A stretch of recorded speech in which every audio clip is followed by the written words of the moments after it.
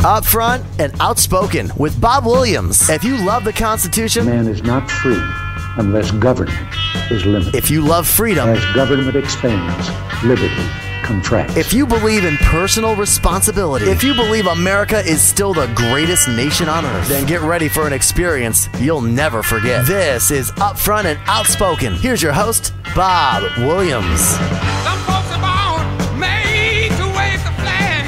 Ooh, they're red, white, and blue.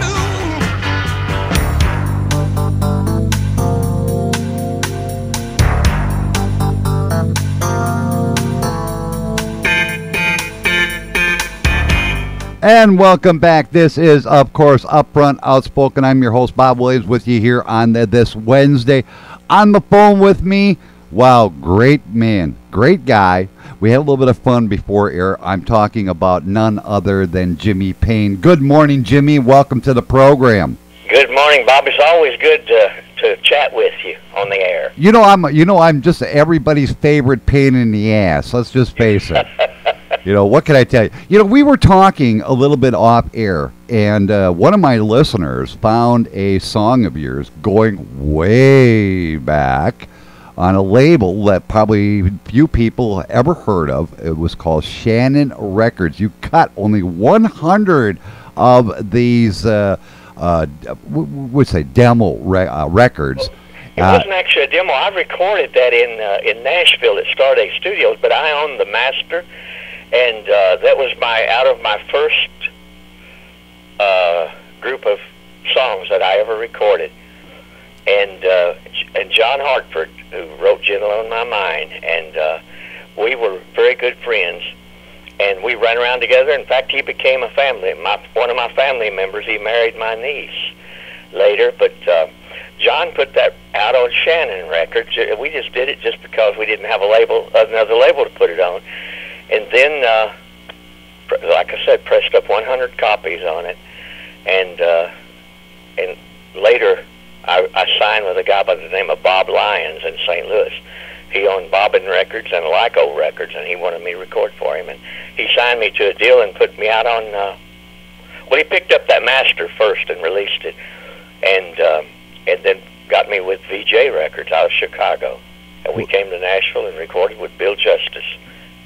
Produced it. You've had a very illustrious career. I mean, you've recorded songs, many of your songs, I should say, have been recorded, by the likes of Glenn Campbell, Tammy Wynette, Dottie West, Jimmy Dean, and the list goes on and on, the Letterman and Bill Anderson. That is one hell of a career. Well, thank you, Bob. I guess if you live long enough, you can do all those things, But my, it started pretty early, and I got a lot of those things cut, like within the first 5 years after I moved to Nashville.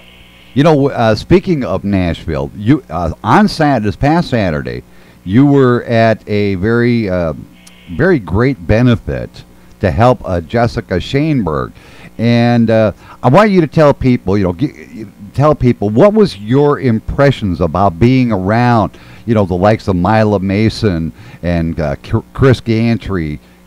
What would that feel like if you could have been available?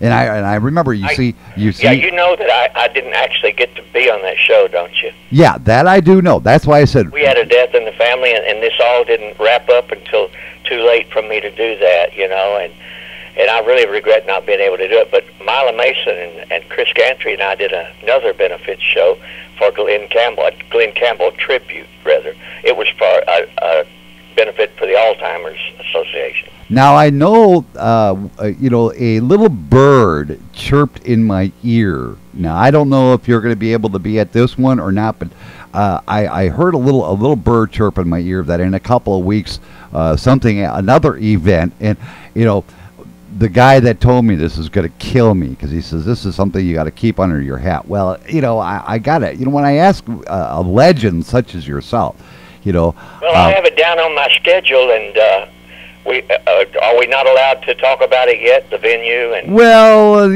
if accidentally, so to speak, leaks out, I don't think he'll mind. What can I say? It's an accidental, intentional. Well, you know how the White House is. I mean, come on, leaks happen all the time. Yeah, they just whisper in somebody's ear and they talk it right on the radio. Okay, so I'm talking real soft. So this is a whisper in your ear. That would be on Music Valley Drive. And I just live across the river from that. If as a crow flies, I'm probably less than a mile from that venue, but it's about 6 or 7 miles around the river. Wow. I can't get there from here. No, nothing else. Just take the boat right straight across, right? Well, that would be nice. When you get up on that hill on the west side of the river on Moss Rose, it's high, and you can see Opryland and everything below. I can see the Grand Ole Opry House from my bedroom window. Oh, wow. In the wintertime I can. Now I can't. I won't be able to in the summertime. Yeah, well, you kind of got the same problem we have. It's called trees. Yep. We love them, though, don't we? Yeah, and I hate it in the fall because you get all these leaves in your yard. You got to go rake them up or mow them. Oh, my God. Sometimes I wonder. I'm really looking forward to doing that because it's more of a proper venue than what the show was last Sunday, wasn't it? Last Saturday. Yeah, it was Saturday. Some of these places in Nashville are not designed as listening rooms, and people don't have that mindset when they go, and you don't want to keep your TV screens on around the bar when you got something like that going on, because they'll watch that instead, Yeah. I mean, there'll be a good amount of people that will be there just for the sports bar thing, and they're a lot louder than the country fans are. Chris brought that up when I had him on the air here yesterday. He brought the same thing, that there was a little bit of a problem as far as you have that background. People are watching a game, and then they overscream. But even though they had a great attendance and a lot of people did show up, it was kind of sometimes hard to hear what was going on stage. And he even said, had it been like in an auditorium or something like that where everybody's there to hear the music, he said he thought himself it would have been a huge success. I'm not saying it wasn't. It was a success in its own right, and given the very small amount of time they had to put this together, I have to give James and everybody credit for doing this. Yeah, James has got his whole heart in this thing, man. And it takes that kind of passion to do anything, but you still have to surround yourself, because you can't do it all. You still have to surround yourself with people of that same mindset when you do these things, and John A's is a place like that people listen. There you go. Now that's something that James, you hear that? Maybe you ought to check that out. I'm not going to say anything. That might be a good place. There you go. See, now you heard it. You heard it from the man. You heard it from the man himself. What can I tell you? When Jimmy talks, you listen, and I'm definitely listening. Jimmy. When I talk sometimes. Well, come on. I wish I could have been to the benefit last Saturday.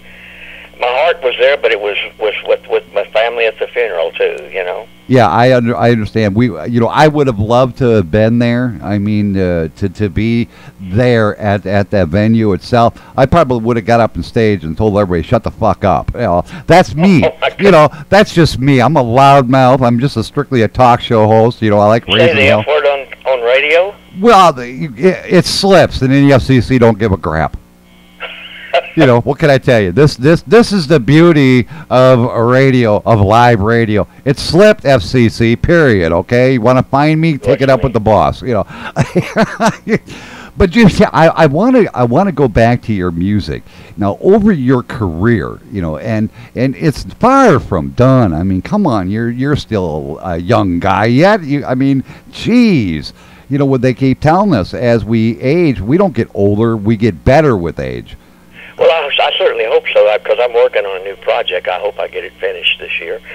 There we go. You'll get it finished. But I want to give listeners a taste of you, you know, going back a few years, you know, we went through the archives. It took us a little bit to dig it up, and I got to thank my idiotic interns for finding it. Half the time they can't find the toilet bowl, but you know, they did find it, and I'm talking about a song called "L.A. Angels." You want to give us a brief history behind this before I cue it up? This came out in '69, I believe, 1969, and it was on Epic Records, and Dick Feller wrote this song. Are you familiar with Dick Feller? Yes, sir. Dick wrote Lord Mr. Ford with Jerry Reed and Any Old Wind That Blows for Johnny Cash. He's just a wonderful songwriter, and we used to go around and do a lot of venues together. Dick Feller and Danny Deal and Don Wayne. They called us the three-chord heroes. That not back in those days, but in more of the modern times. They did, say, 10, 15 years ago. We did those things. But yeah, that record did really well for me. And here is Jimmy Payne and L.A. Angels. L.A.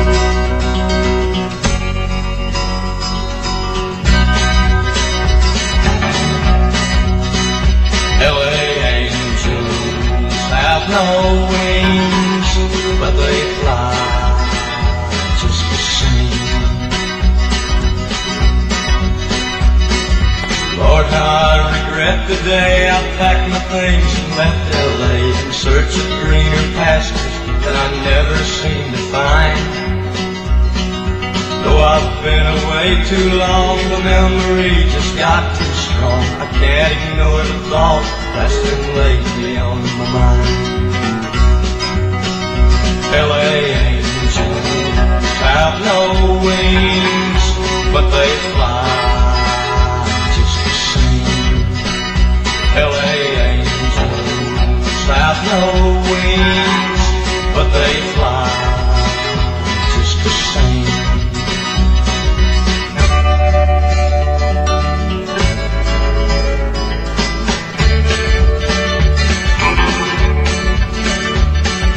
Found the bells of Tennessee, but they had no effect on me. And New York girls seemed cold and far away.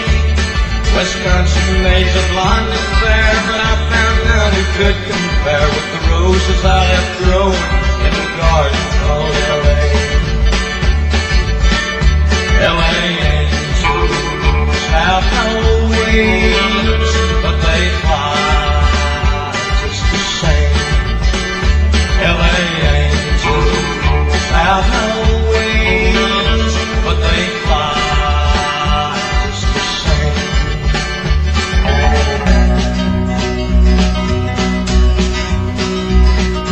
Now at last I've come to see that greener pastures came to me, disguised in summer blue and dressed with neon light. Silver birds, spread your wings, carry me in all my dreams back to the one who wakes in blue Pacific nights. L.A. angels have no wings, but they fly just the same. L.A. angels have no wings, but they fly just the same.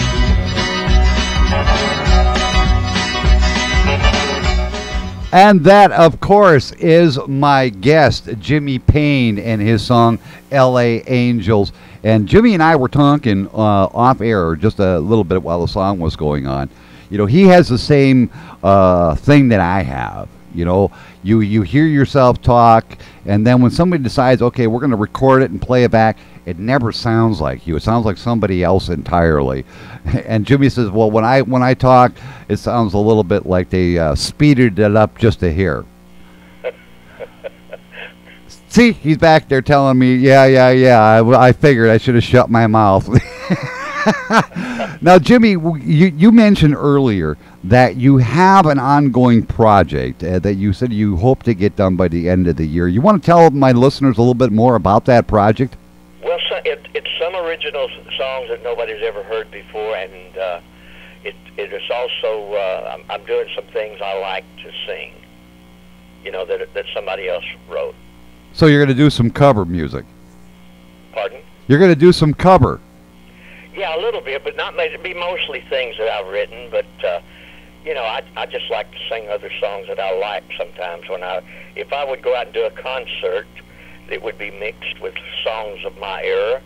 That when I got into the business, songs like that, styled like that, and it would be some not real modern day songs. I wouldn't be doing any Garth Brooks covers, although I love Garth Brooks, but I wouldn't be, you know, it's not that type of thing, because it's more on the folksy side.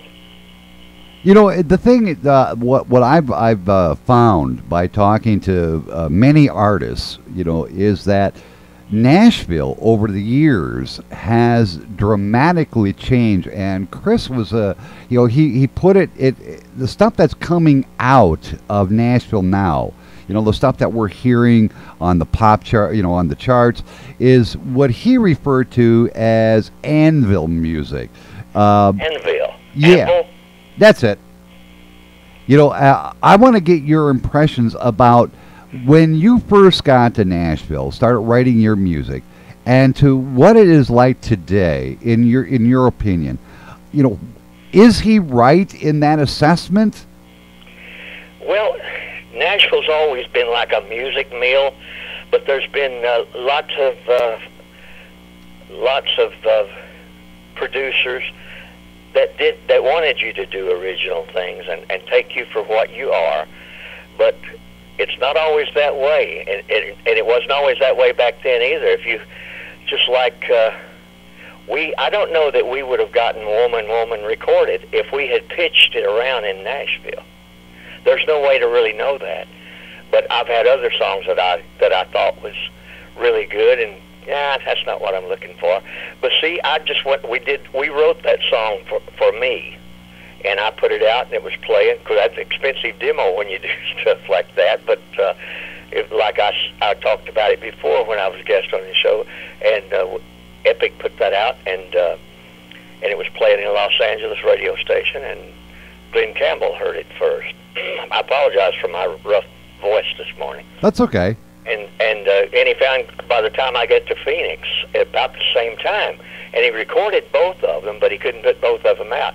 And his friend Jerry Fuller, who signed Gary Puckett to a record contract, was actually wanting to record that too, but he was kind of waiting, excuse me, to see what Glenn did with it. And Glenn said, "Why don't you go ahead and do Woman on Gary Puckett?" And so he did. Gary was and Union Gap were playing down in a bowling alley in San Diego, and one Saturday Jerry Fuller took my demo, or my song, my cut down there, and played it for them, and told them to think pop. He said, "There's already a country record on it, and we don't want to make a country record on it," you know? So that's what they did. You know, the thing is over the career of many artists, we've heard that, you know, coming out of Nashville today, the real composer, the real, you know, the one that has a real strong story to tell in their music is not being heard so much as a bunch of people getting in a room, pumping out a bunch of lyrics, pumping out this, you know. And to me, in my personal, humble, you know, way, disc jockeys are, you know, I can't understand why that has become the norm. I mean, why can't we revert back to the storytelling, the real essence of what country music is? Well, see, that's not where their heart is. Their heart is after the money. And, you know, I guess follow the money is a true statement. And they try to write something that sounds like what's on the radio now, because that's proven. And those thoughts of an artist doing something because it's good don't appeal to them very much, because that's not happening. When Miranda Lambert got the song "The House That Built Me," when I first heard that, I thought, how did this get past the people on Music Row? You know, it was my first impression, because it was great, and it didn't sound like anything out there. You know, and that's the thing. I would love to see them do things like that. You know, put a record out, and if it don't happen, put another one out. You know what I mean? And don't try to just, there's already that song out there that you're trying to sound like, you know? You know, the other thing that really has disturbed me over the years in broadcasting, and I'll admit I've been in this business over 30 years, is years ago, I remember, artists, bringing me a 45, saying, "Hey, Bob, can you air this? Can you play it? Let us know what you think." And then go ahead and you spin it and kind of get your listeners' opinions about this. It seems today that's not the case. Some suit in, say, Los Angeles or New York is telling the DJ, maybe in, say right here in Sallisaw, which is like 15 miles from us, telling that DJ, no, this is what people want to hear. You're going to air this. How does that guy in New York or LA know what his audience in Sallisaw likes? And that's always disturbed me. I mean, what's your impressions about today's, way people hear music? I mean, being told by somebody and not leaving it back in the hands of the DJs. Wow, man, I know. I ask the tough questions at the end of every interview. But, well, I haven't had enough coffee this morning to address that properly. Well, I don't know. I just it seems like they know what a hit sound is, but they don't know what a hit song is. And they're going for a sound instead of a song. That I agree. I mean, remember the era Tom T. Hall, the storyteller, great storyteller.